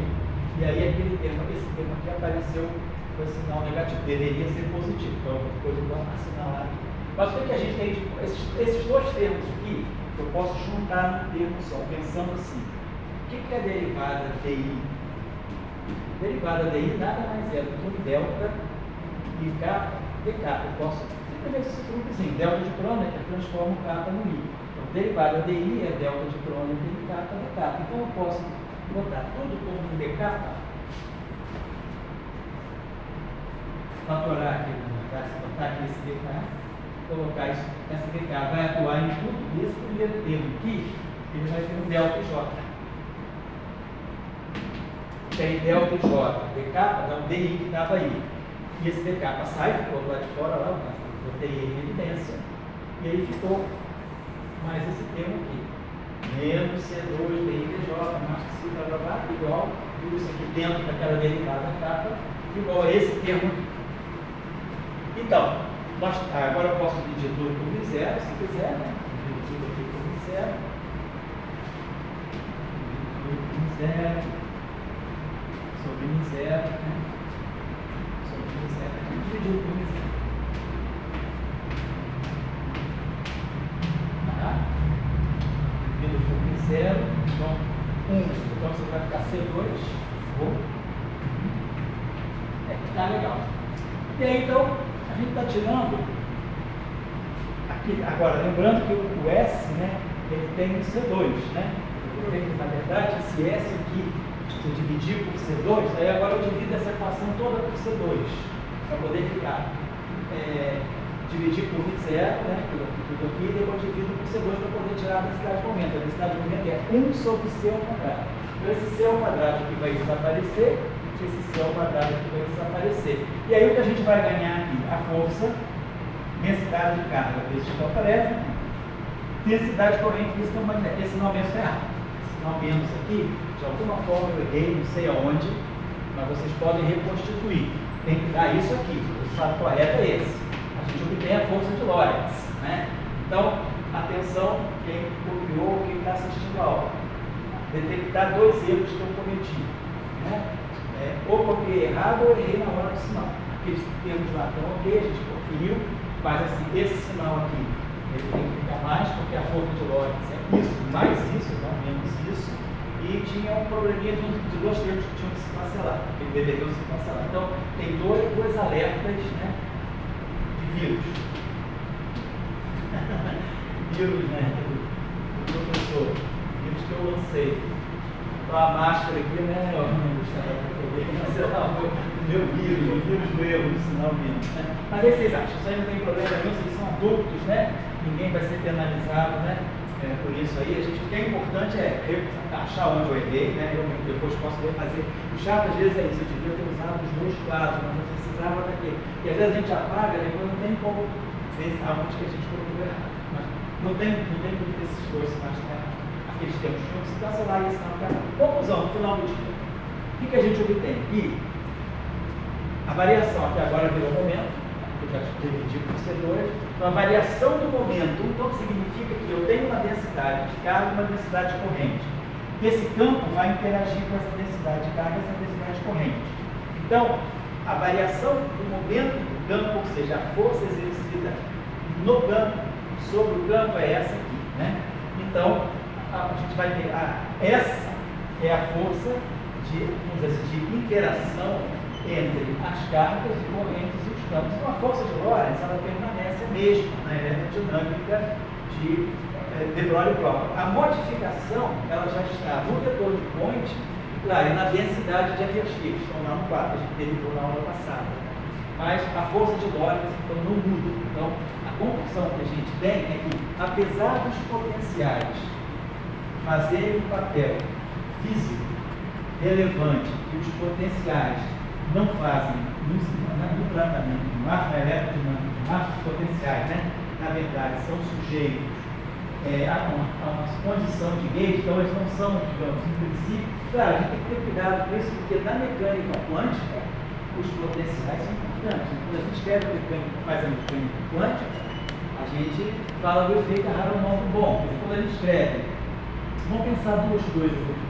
Quando a gente escreve a formulação lagrangiana, né, a gente, lá no lagrangiano, a gente tem o hamiltoniano, né, uma partícula carregada. Então lá, é hamiltoniano clássico, P2 sobre 2M mais a partícula livre, né?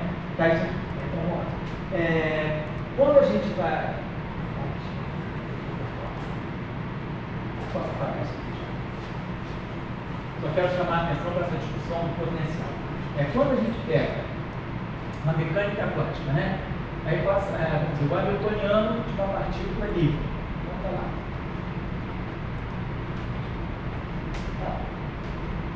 O hamiltoniano está operador de momento P2 sobre 2M, psi. Então aí, DDT, como acontece esse laplaciano menos h cortado ao quadrado sobre 2M, divergência do gradiente de psi. Se essa partícula, se essa função de onda está descrevendo uma partícula carregada, a gente aprende lá no curso, né, básico de mecânica analítica, por exemplo, que a gente tem que fazer aquela introdução do campo eletromagnético é feito mediante a regra do chamado acoplamento mínimo, né? Vamos ver o que é o acoplamento mínimo, né? O acoplamento mínimo é tal que a derivada temporal ela é substituída pela derivada temporal mais I, a carga da partícula, vamos dizer que a partícula tem a carga Q, e a constante de acoplamento eletromagnético, a carga fundamental, sobre H cortado, e aqui eu boto o potencial do campo elétrico. E o gradiente, ele vai do gradiente menos IEQ sobre H cortado, potencial vinculado. Então, dessa forma, a gente traz, né? Lembra, a interação eletromagnética para a equação de Schrödinger. Mas ela se observa o seguinte: eu introduzi o campo elétrico, o campo magnético, mas eles não estão aparecendo. O que estão aparecendo são os potenciais. Então, assim, menos H cortado ao quadrado sobre 2N. Essa divergência aqui, então, vai ficar divergência menos I é Q sobre H cortado A. Então, produto escalar com gradiente. Gradiente menos I é Q sobre H cortado A. Tudo isso aqui atuando em psi. Então, é claro, você vai produzir divergência do gradiente, vai produzir o Laplaciano. Esse gradiente aqui vai atuar em A e vai atuar em psi. Então, vai pegar o gradiente, na verdade, não, divergência, né? Vai pegar essa divergência atuando nesse produto aqui, A, psi. Então, a divergência de um vetor vezes um escalar é a divergência do vetor vezes o escalar mais o vetor escalar gradiente do psi. Então, quando essa divergência aqui atuar nesse termo aqui, ela vai produzir a divergência de A vezes psi mais A escalar, divergência de psi. E depois vai ter esse termo aqui, menos A escalar, gradiente de psi. Então, vai ficar duas vezes, então vai aparecer duas vezes. Ele vem daqui e vem daqui. E depois o outro termo que vai ficar menos é 2, que é 2 sobre H cortado ao quadrado A escalar. Então, vão aparecer vários termos aqui, né? Vão aparecer quatro termos. O Laplaciano, diretamente atuando no φ. Esse gradiente que vai atuar nesse produto vai produzir a divergência de A e vai produzir um A escalar gradiente de psi, que vai se somar com esse A escalar gradiente de psi, e depois vai produzir o termo proporcional ao quadrado da corrente potencial vetor. Vão aparecer três termos aqui. Na blá 2, menos 2 IEQ A escalar gradiente de psi, e mais esse termo aqui, que vai ter mais o termo de divergência de A, 4, né? E o termo de A2, que é 2 para lá. E aqui desse lado aqui vai aparecer essa derivada aqui, vai virar. A gente já sabe que ele vai colocar.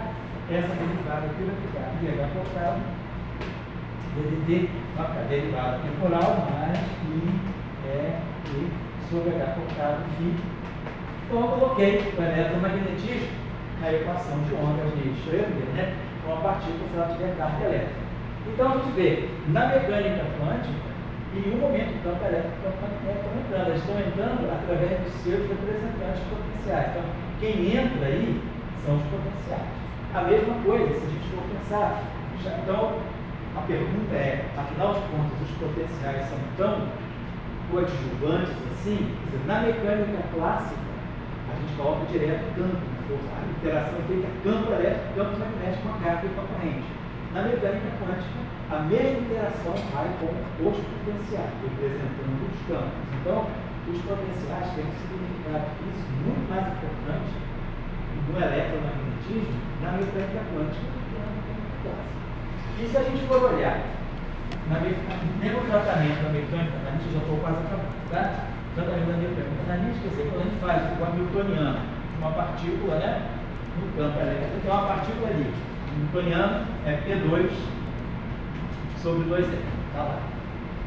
Vamos lembrar aqui, derivada temporal, só para lembrar, ela foi assim, derivada temporal, mais I é Q sobre H cortado φ. Se eu multiplicar isso aqui por IH cortado, IH cortado, derivada temporal, IH cortado, derivada temporal, mais I vai ficar menos, é que o H cortado vai cancelar φ. Então, vamos colocar aqui. Agora, esse operador IH cortado DDT é energia. Então, na verdade, é o hamiltoniano. Então, o hamiltoniano, ele vai no hamiltoniano menos QΦi. Então, se eu for fazer um acoplamento mínimo agora, esse hamiltoniano vai ter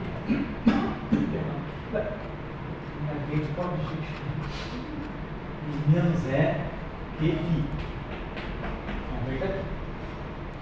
A interação eletromagnética, potencial escalar, ele está entrando no hamiltoniano. E o momento aqui, se eu agora pegar a equação do gradiente, o acoplamento mínimo via gradiente. A gente já tinha falado, gradiente vai gradiente menos IRQ sobre H cortado A. Então, menos IH, vou botar agora menos IH cortado gradiente, menos IH cortado gradiente, e menos I dá menos 1, menos I vezes menos I dá menos 1, que é I2, né? Menos EQ sobre H cortado A. Né? Isso aqui é o quê? Isso aqui é o momento. Isso aqui é o momento. Então a gente sabe que o momento vai menos aqui o H cortado desapareceu. Então o momento vai menos EQ, então isso vai ficar P, na mecânica clássica, P menos EQ A quadrado sobre 2m. Então, ou se quiser, eu posso trazer agora esse mais EQFi para cá. Posso trazer ele daqui para cá. Posso tirar depois. Eu deixo assim, eu boto assim. Mas o que é o hamiltoniano agora? Ele fica o hamiltoniano da partícula clássica. Não tem nada de mecânica quântica, isso aqui é clássico. O hamiltoniano da partícula clássica no campo eletromagnético tem um acoplamento mínimo e os potenciais aparecem. Então, os potenciais, muitas vezes no folclore diz, os potenciais são irrelevantes. Classicamente, não são. Na formulação hamiltoniana, eles aparecem explicitamente. Claro, se eu tirar agora as equações de Hamilton-Jacobi, né, deixa eu apagar aqui, aí quando a gente vai pegar, vamos, mecânica analítica, como é que a gente tira as equações se a partícula tem coordenada x, né, a partícula está sendo descrita pelo momento em P, né, e pela posição x. Então a gente sabe que a derivada do hamiltoniano em relação vamos dizer, a velocidade, ao momento, é o que ponto? Que a derivada do hamiltoniano em relação. Quando for falar em hamiltoniano, eu não falo de velocidade, eu falo de momento e posição. Isso aqui é menos P ponto. Então, vou lá, então vou pegar. Vou derivar esse hamiltoniano em relação ao momento. Vou derivar P ponto. E vou derivar, então vou ter uma equação aqui, e vou ter outra equação aqui. Vou derivar o hamiltoniano em relação a quê? Nesse caso aqui, né, estou falando de T componente I e a posição é XI. XI ponto. Aqui é XI e aqui é T ponto. Então, tá, eu vou tirar a derivada do hamiltoniano em relação a X. Então, esse potencial depende de X, vai conduzir o gradiente de φ, e esse cara aqui depende de. Então, vamos pegar as equações de Hamilton-Jacobi, né?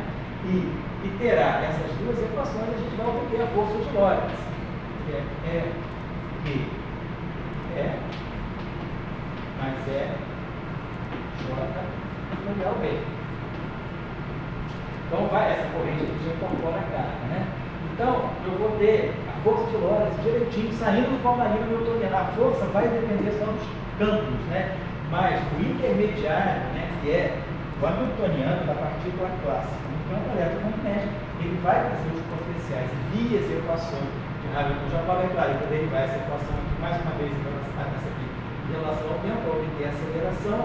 Aí vou trazer o que vai aparecer aqui de derivada em relação ao tempo e momento, eu trago daqui, e a gente, juntando essas duas equações, eu ganho exatamente, né, a equação de força de Lorentz. Então, no formalismo clássico, eu quero dizer, o formalismo hamiltoniano já evidencia que os potenciais são mais importantes do que meras funções que eu posso desprezar, porque, na verdade, quem conta são os campos. E quando a gente vai para a mecânica quântica, o resultado é mais drástico, porque não tem como, quem for derivar a equação de força, tem que resolver o problema da função de onda em presença dos campos eletromagnéticos externos. E aí, os potenciais eles são fundamentais. Então, é um pouco desconstruir essa ideia, que tem um pouco da graduação, de que os potenciais também significaram isso. Eles podem não ser diretamente mensuráveis, mas eles têm que significar. Não, o potencial é escalar é sempre devidamente uma questão de origem, sim, mas eles são fundamentais, são importantes. Quem controla, na verdade, o fóton, na verdade, é o potencial, né? Porque quando a gente pega as equações de Max, explica lá, pega a solução de onda plana, eu, na verdade, estou dizendo, vou pegar uma solução de onda plana, né? Eu vou especificar quem é o potencial, quem é o potencial do corpo. E aí, sabe que K, né, a gente vai poder sempre trabalhar nessa condição de K escalar A igual a zero. Então a gente fala, então o foco está escrito por um vetor. O escalar não é importante, né, para descrever o foco. O foco é escrito por um vetor transversal à direção de uma operação. Então eu queria chamar a atenção um pouquinho disso. Então, na eletrodinâmica de de Broglie-Kroc, a situação fica muito mais evidenciada, porque os potenciais já aparecem na definição de energia e na definição do que é o momento da onda.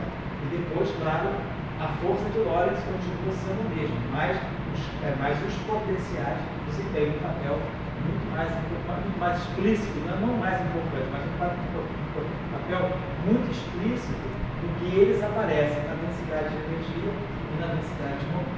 Então, mesmo na eletrodinâmica de de Broglie-Kroc, né, a interação entre carga e campo fica dada pela força de Lorentz. Então vai ter a densidade de carga vezes o campo elétrico, e aqui é onde o finalmente estava usando errado, a densidade de corrente vetorial.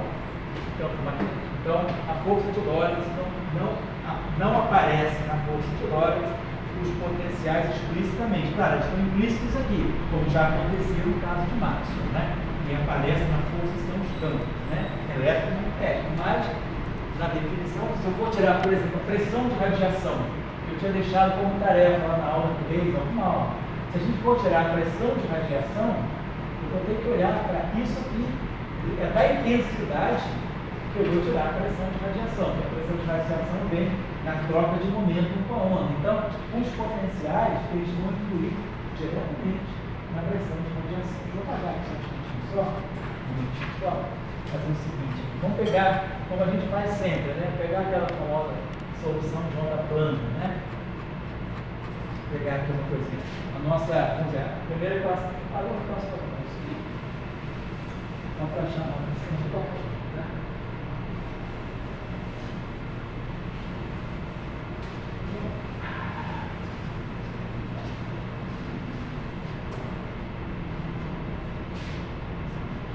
Pegar aqui as equações dentro do que a gente tiver.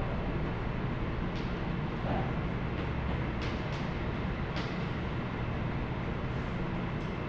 Vamos pegar as equações do vácuo, ausência de fonte. De Broglie-Kroc no vácuo.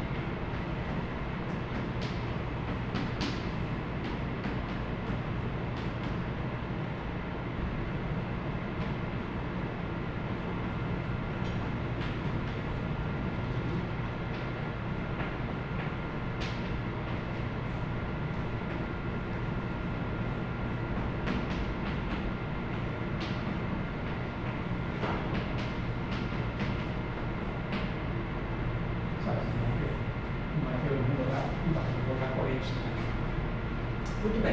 Então a gente pode, a partir daí, né, tirar, por exemplo, como a gente já fez uma aula aí, tirar as equações de onda e tirar índice de refração, mostrando que aí o meio começa a ser dispersivo, né?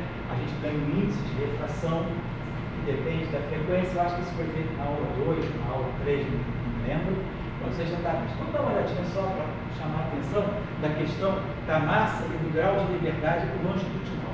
Se nós pegarmos, então vamos pegar assim, uma solução, pegar tipo que a gente faz sempre, soluções de ondas planas. Então, pegar o φ tem uma intensidade, uma amplitude φ0, e a exponencial aqui que a gente onda plana monocromática, né? K x menos ômega t. Claro que isso aí é uma função complexa, vamos jogar aqui mais complexo conjugado disso aqui. Ou eu posso escrever em função de, eu também posso fazer assim, escrever em função de senos e cossenos. Eu posso ter aqui φ0, né? Cosseno de Kx menos ômega t, e mais o φ0. Melhor botar assim. E botar a solução complexa, depois a gente especifica.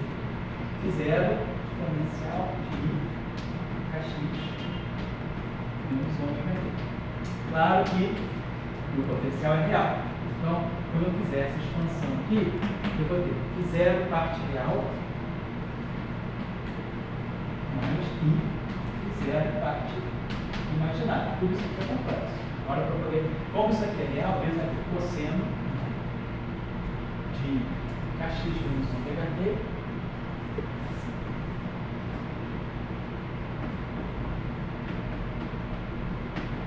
mais I seno de kx menos ômega t.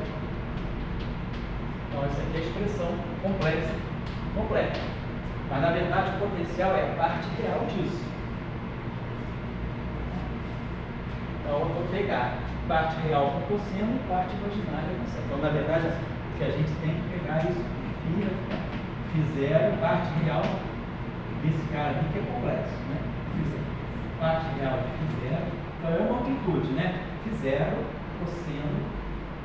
Essa é a solução geral, de ondas planas do monocromático. Acho que menos ômega t e menos Φ0. Isso aqui é uma coisa real. Φ0 imaginário. Isso aqui é a parte real do Φ0, isso aqui é a parte imaginária do Φ0. São coisas reais. E aqui sendo, né, de kx menos ômega t. E aí quem ia fazer a mesma coisa para o lado? Potencial vetor A vai ser A0 parte real cosseno de kx menos ômega t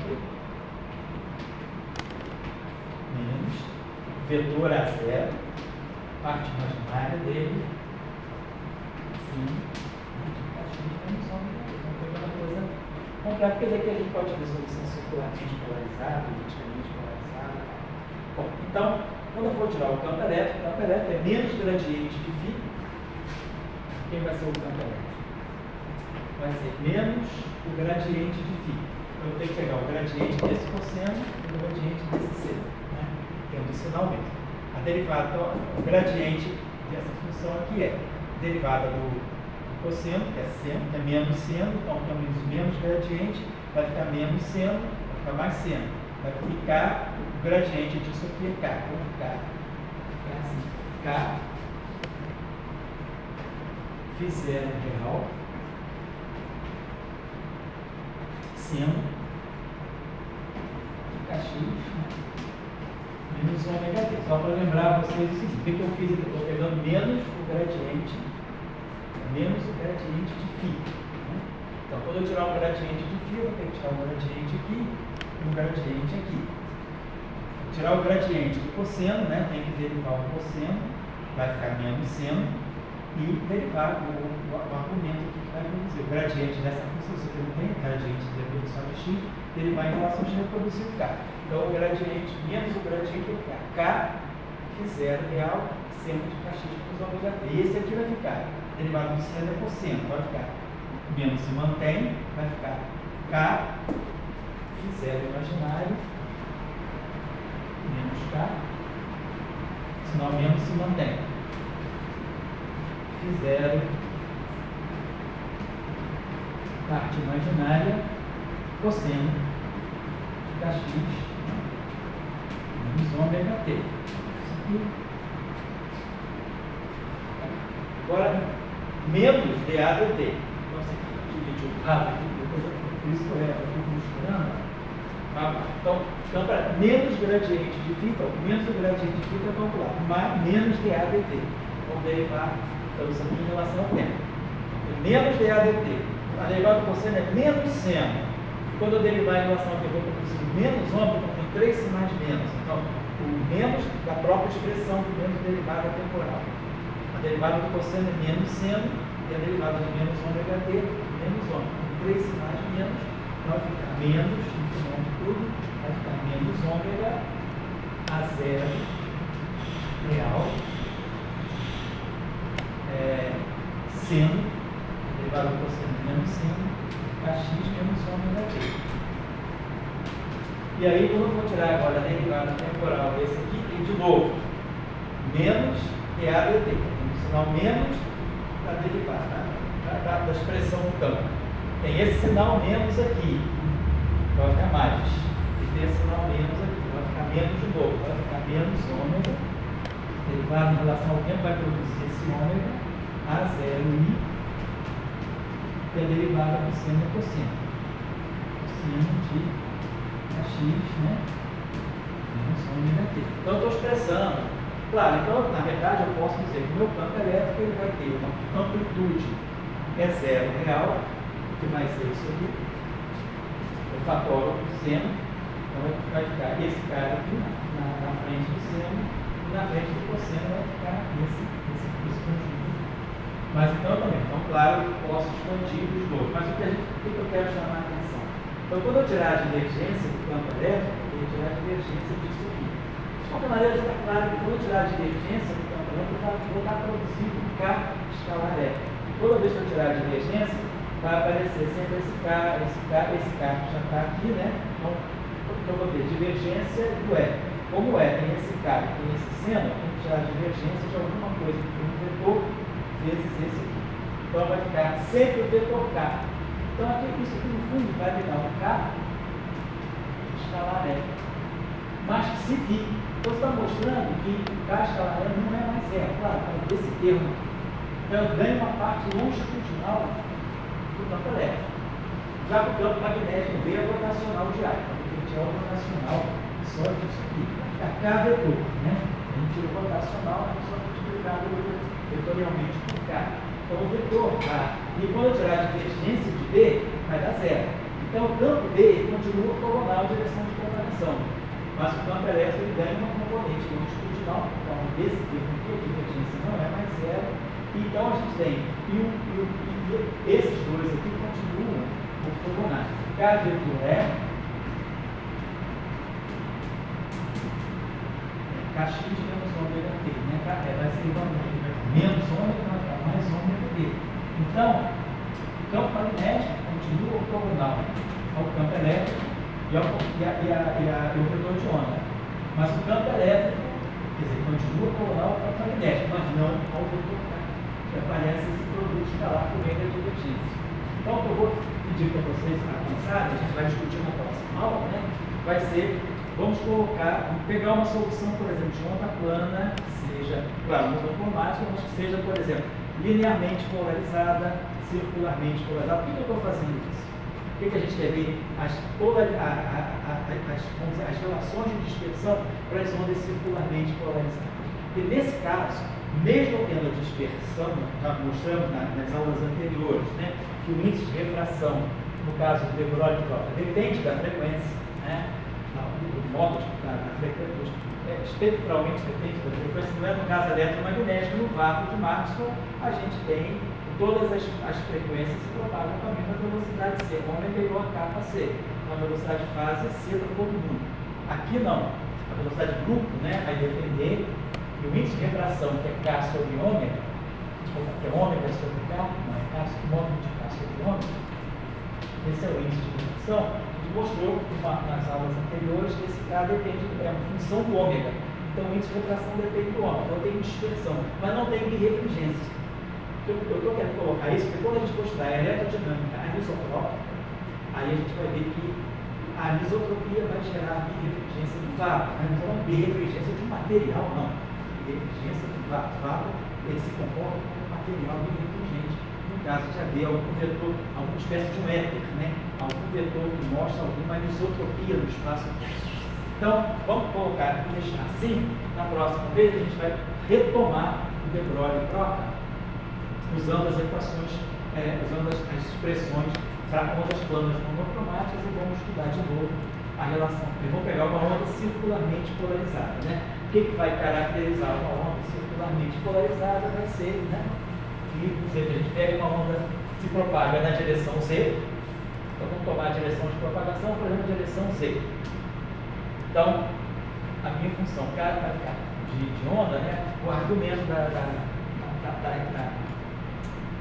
da oscilação vai ser Kz menos ômega t. Então eu vou ter um campo elétrico, por exemplo, que eu posso colocar assim, o campo elétrico vai ter, ele vai pegar o campo elétrico, ele vai ter três componentes, né? Que agora ele não é ortogonal a K. Então ele vai ter o componente X, vai ter componente y, e, diferentemente de Marx, ele vai ter componente z. No caso de Marx, se a direção de propagação é z, o campo elétrico é ortogonal. No caso de De Broglie e Proctor, não. A onda está se propagando ao longo do eixo do z, mas o campo elétrico vai ter uma componente ao longo da direção z também. Né? E a gente vai, então a gente pode colocar, suponhamos que a onda seja circularmente polarizada. Então eu teria isso aqui, 1 é 0, por exemplo, cosseno de kz menos ômega t. Aqui eu teria que ser circularmente polarizado, eu tenho o mesmo é 0, seno de kz na direção de y, né? Menos ômega t. Mas agora eu tenho uma componente nova, que é na direção longitudinal, na direção de propagação, que vem desse φ aqui. Então a gente vai pegar a solução do φ também e mostrar como é que a gente fecha essa equação.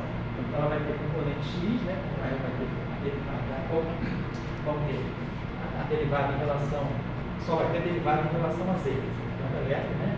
Só vai ter a divergência, só vai ter o componente z, porque só tem o kz e o ômega t. Então eu vou ter a derivada z da componente z do campo elétrico e o potencial. Na hora de fazer a divergência, né, eu não tenho dependência x nem y, porque eu estou tomando a onda na direção z. Porém, ele vai ter a componente a 0. No caso de Marx, ou não. No caso de Marx, automaticamente não tem o psi, essa equação daí é zero. Mas essa solução aqui, automaticamente tem divergência zero. Porque eu vou ter que pegar só a derivada z da componente z, que a componente x não tem derivada x, a componente y não tem derivada em relação a y, e a derivada dx é x, dy, dz é z. Então eu teria automaticamente verificado que essa onda aqui, circularmente polarizada, seria uma solução. Agora não. Tem essa solução, mas essa componente aqui, ela vai ter uma dependência em z, a divergência não vai ser zero, por causa do potencial. E aí isso aí é que dá um grau de liberdade novo do fóton. Então o fóton ele não fica só no plano. Ele tem uma componente que vai ao longo da direção. Então o fóton passa a ter 3 graus de liberdade, não 2. Ele passa por um modo longitudinal.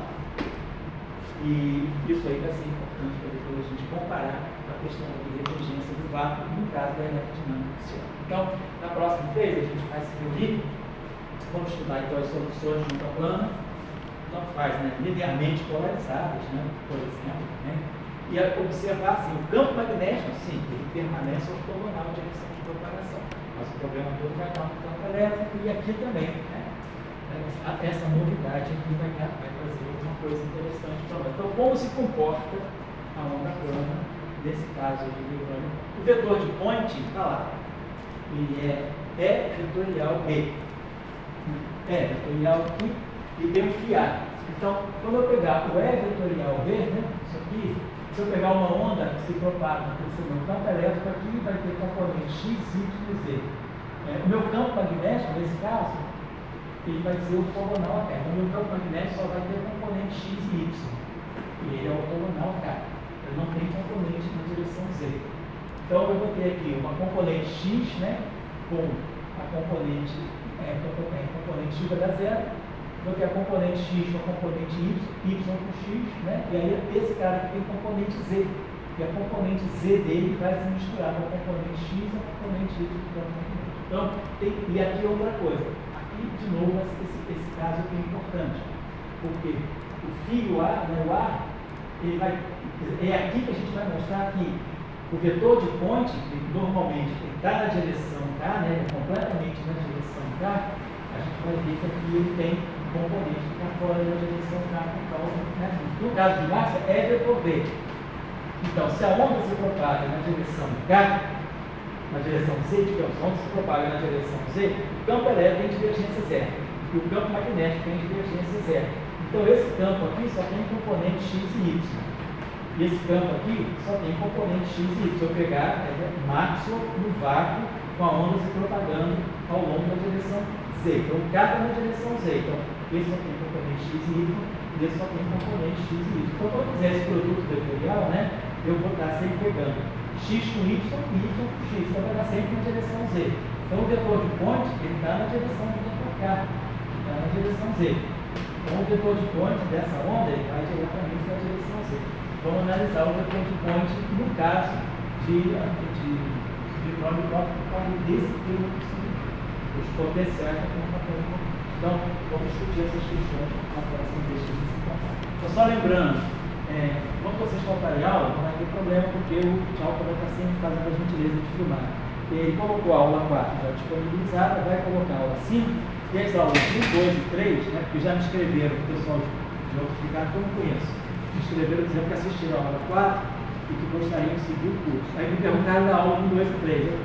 Meu compromisso então vai ser, eu vou fazer um condensado, fazer um compactozinho das aulas 1, 2 e 3 no dia, no fim de semana com o Tchalka, vou disponibilizar. Então, o que eu fiz com vocês, as aulas 1, 2 e 3, vai estar disponibilizado também. E aí a gente segue o curso a partir da aula 4, 5 hoje, né? E o Tchalka vai estar sempre gravando na parte, certo? E aí quando vocês faltarem, questões pessoais, né?